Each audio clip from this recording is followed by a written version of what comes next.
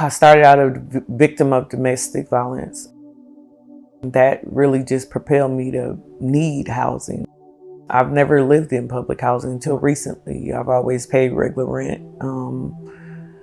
And it just was a struggle after leaving. I had never even had to worry about rent being in a two-parent home. But when I was on my own, the rent increase was just astronomical. I was actually offered full-time employment with the state of Georgia, which definitely gave me a raise increase, where I was fortunate enough to actually finally break over the income barrier of just being in poverty and, struggling month to month.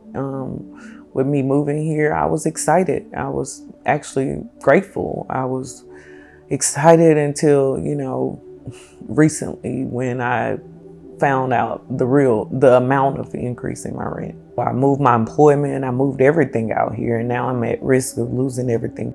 I got the increase, which I thought it would be a cap on my rent, but it wasn't. I'm actually paying a mortgage rate, which is like almost $1,000 for rent for public housing.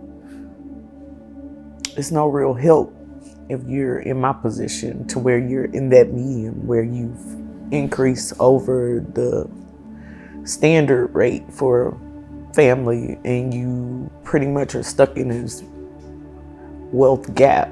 Housing is too expensive, but you only make a certain amount, so you're never going to reach that limit.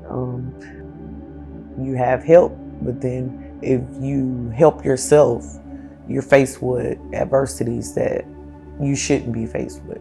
You're not able to provide for your family. That's devastating. It's devastating. I suffer from anxiety. It causes stress.